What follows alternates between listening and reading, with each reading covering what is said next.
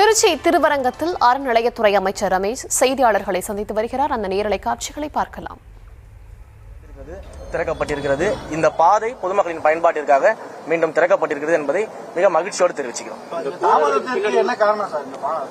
நிறைய நிர்வாக ரீசன்ஸ் இருக்குது. கடந்த கால ஆட்சியில எதற்காக தாமதம் பண்ணாங்கன்னு அங்க இருக்கக்கூடிய ஆட்சியாளர்கள் நீங்க கேள்வி கேட்கணும். பழனியை தொடர்ந்து தாடி கொம்பளி அந்த பிரச்சனை வந்திருக்கு, பெருமாள் கோயில பிரச்சனை வந்திருக்கு.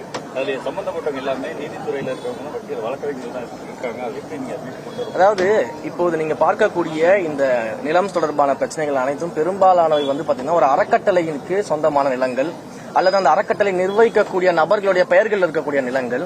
ஆனா என்ன அப்படின்னா அந்த நிலத்தை எதற்காக கொடுத்திருக்காங்க, என்ன பர்பஸ்க்காக அவங்க முன்னோர்கள் கொடுத்திருக்காங்க அப்படின்னு நம்ம பார்க்கும்போது கோயில்களுக்கு தர்ம காரியங்கள் செய்வதற்காக அந்த நிலங்கள்லாம் கொடுக்கப்பட்டிருக்கு. அது இண்டிவிஜுவல் பேர்ல இருந்தாலும் அறக்கட்டளை பேர்ல இருந்தாலும் இந்த பர்பஸ்க்கு தான் அதை யூஸ் பண்ணணும் அப்படின்றதெல்லாம் எழுதி வச்சுட்டு அந்த காலத்திலேயே கோயில்களுக்காக அதெல்லாம் கொடுத்துட்டு போயிருக்காங்க.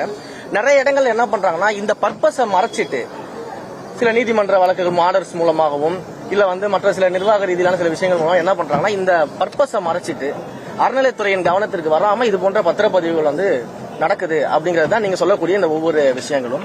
இந்த ஒவ்வொரு விஷயமும் நம்ம கவனத்துக்கு வந்த உடனேயே நம்ம சட்ட ரீதியாக நடவடிக்கை எடுக்கணும், காவல்துறை ரீதியாக நடவடிக்கை எல்லா நடவடிக்கையும் நம்ம எடுத்துக்கிட்டு இருக்கிறோம்.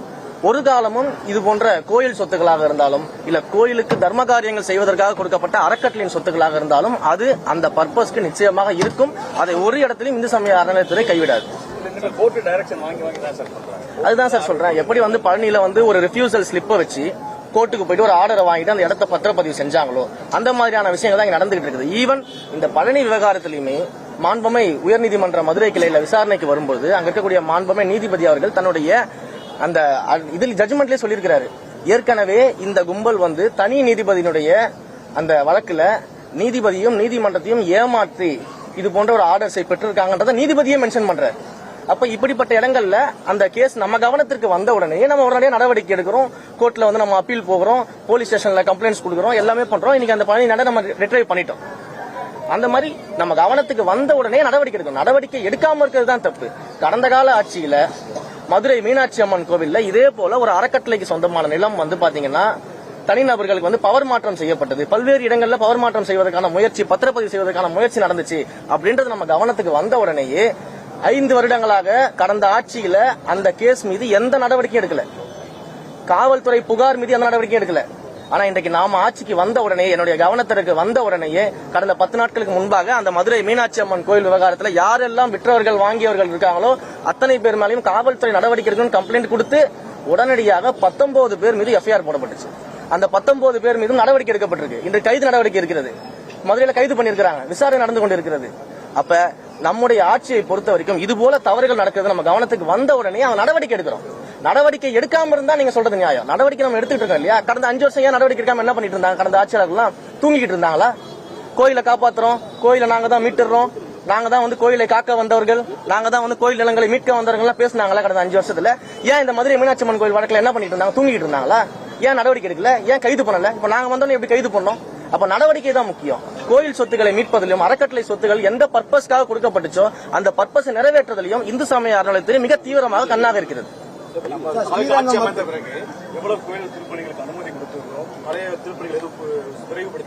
ஏற்கனவே இருக்கக்கூடிய திருப்பணிகள் எல்லாமே நம்ம விரைவுபடுத்தி நடத்திக்கிட்டு இருக்கிறோம். அதை தவிர வருகின்ற பட்ஜெட் கூட்டத்தொடரில் நம்முடைய அறிவிப்புகள் வெளியாகும். எத்தனை கோயில்கள் நம்ம திருப்பணிகள் செய்ய போறோம், எவ்வளவு கும்பாபிஷேகங்கள் செய்ய போறோம், எத்தனை கோயில்கள் முழுமையாக சிதிலமடைந்த நிலைகளில் தமிழ்நாட்டில் இருக்கு, அது எத்தனை கோயில்கள் நம்ம எடுத்து செய்ய போறோம், பார்ஷியலா சிதிலமடைந்த கோயில்கள் எத்தனை கோயில் நம்ம எடுக்க போறோம், எவ்வளவு குளங்களை சீரமைக்க போறோம், எவ்வளவு தேர்களை நம்ம சீரமைக்க போறோம், அத்தனையும் வருகின்ற மானிய கோரிக்கை என்பது அறிவிப்பாக வெளியிட போறோம். அடிமனை பிரச்சனை உங்க எல்லாருக்குமே தெரியும். அது நீதிமன்றத்தில் அந்த வழக்குகள்லாம் வந்துச்சு. அது மிகப்பெரிய சட்ட போராட்டம் அது இருக்கிறது. அது முழுவதுமாக சட்ட வல்லுநர்களால் ஆராய்ச்சி செய்யப்பட்டு அதற்கு என்ன விதமான முன்னெடுப்பு இருக்குமோ நிச்சயமாக எடுக்கும். கோயிலுக்கு நிறைய மாநில இருந்து சாமி கும்பிடுறாங்க. எவ்வளவு சமயபுரத்தில் கிட்டத்தட்ட 300 கிலோ டெபாசிட் பண்ணாங்க. அந்த மாதிரி எவ்வளவு ஆயிருக்கு இந்த 5 ஆண்டுகள் எவ்வளவு ஆயிருக்கு?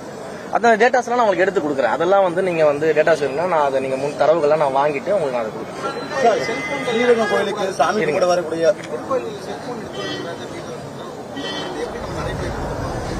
ஏற்கனவே நீதிமன்றங்கள்ல பாத்தீங்கன்னா கோவில்களுக்குள்ள மொபைல் போன்கள் அனுமதிக்க கூடாது அப்படின்ற ஒரு ஆர்டர்ஸ் இருக்கு. இன்றைக்கு வந்து நம்ம பல்வேறு இடங்கள்ல சோசியல் மீடியாக்கள்ல பல வீடியோக்கள் வருவதை நம்ம கண்கூடா பார்க்கிறோம். நிறைய கோயில்கள் நிறைய பேர் சொல்லலாம் இதெல்லாம் முன்னாடியே இருக்கிறத திரும்பவும் அறிவிச்சிருக்காரெல்லாம் நேற்று வந்து சில பேர் வந்து கேலி கிண்டல்லாம் வந்து பேசிக்கிட்டு இருந்தாங்க. முதல்ல ஒரு ஸ்கீம் இருக்குது, ஒரு திட்டங்கள் இருக்குதுன்னா அது எப்படி செயல்படுத்துறன்றதை பார்க்கணும். கடந்த கால ஆட்சியில் அது செயல்படுத்தவே கிடையாது. இன்றைக்கு கோயில்களில் உள்ள கருவறையில வீடியோ எடுத்து வெளியில வருது, கோயிலுக்குள்ள போகும்போது வீடியோக்கள் வருது. அப்ப இதையெல்லாம் ரெஸ்ட்ரிக்ட் பண்றதுக்கு மிக துரிதமாக திட்டங்களை தீட்டணும். அப்ப நம்ம என்ன சொல்றோம், முதல்ல வந்து முதுநிலை திருக்கோயில்களை கையில் எடுக்கிறோம். முதுநிலை திருக்கோயில்கள்ல அதற்கேற்ற இடமும் அதற்கேற்ற வந்து நமக்கு வருமானமும் இருக்கிறதுனால முதல்ல முதுநிலை திருக்கோயில்களை கையில் எடுத்து வருகின்ற செப்டம்பர் 1ஆம் தேதிக்குள்ளாக முதுநிலை திருக்கோயில்கள் அனைத்துலயுமே பாத்தீங்கன்னா மொபைல் கவுண்டர்களை வந்து அமைக்க சொல்லி பாதுகாப்பான முறையில் மொபைல்களை பாதுகாக்கக்கூடிய கவுண்டர்களை அமைக்க சொல்லியிருக்கோம். இந்த கவுண்டர்கள் செப்டம்பர் 1க்குள்ள அமைத்து முடித்த உடனேயே அனைத்து முதுநிலை கோயில்களில் முதல் கட்டமாக பொதுமக்கள் வந்து கோயிலுக்குள்ள வந்து மொபைல்கள் வந்து எடுத்துட்டு போய் பயன்படுத்துவதற்கான நம்ம வந்து தடைகளை வந்து நம்ம கொண்டு வரோம். மொபைல் போனை வந்து அங்க நம்ம கவுண்டர்ல கொடுத்துடுறோம். தயவு கூர்ந்து அனைத்து மீடியா நண்பர்களுக்கும் நான் ஒரு சின்ன கோரிக்கை வச்சுக்கிறேன். இதன் மூலமாக மக்களுக்கும் ஒரு கோரிக்கை வைக்கிறேன். நாம வந்து கோயிலுக்குள்ள சாமி கும்பிட போறது வந்து நம்முடைய மன நிறைவுக்காக போறோம், நம்முடைய மன அமைதிக்காக போறோம். அப்படி இருக்கும்போது கோயிலுக்குள்ள மொபைல் போன் பயன்படுத்துவது அப்படின்றது தேவையற்ற ஒன்று.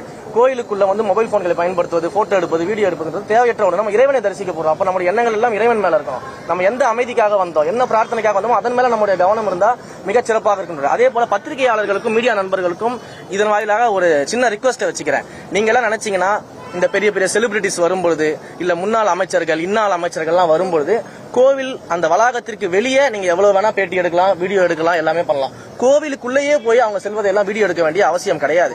நான் கடந்த முறை பழனிக்கு செல்லும் போது அங்க இருக்கக்கூடிய மீடியா நண்பர்கள்ட்ட சொன்னேன், ஐயா கோவிலுக்கு உள்ள நான் போறதெல்லாம் நீங்க வீடியோ எடுக்க வேண்டாம், அதெல்லாம் அவாய்ட் பண்ணிடுங்க, கருவறை கிட்ட வரைக்கும் வந்து நீங்க வீடியோ எடுக்க வேண்டாம், தயவு செய்து கோச்சிக்காதீங்கன்னு சொன்ன மீடியா நண்பர்களுடைய ஒத்துழைப்பு இதற்கு உண்மையிலே தேவைப்படுகிறது. மீடியா நண்பர்கள் கோவிலுக்கு உள்ளாக இது போன்ற செலிபிரிட்டிஸ் வரும்பொழுது அறநிலையத்துறை அமைச்சர் ரமேஷ் செய்தியாளர்களை சந்தித்து வருகிறார். அந்த காட்சிகளை பார்த்தும் விவரங்களை பின்வரும் செய்திகளில் பார்க்கலாம்.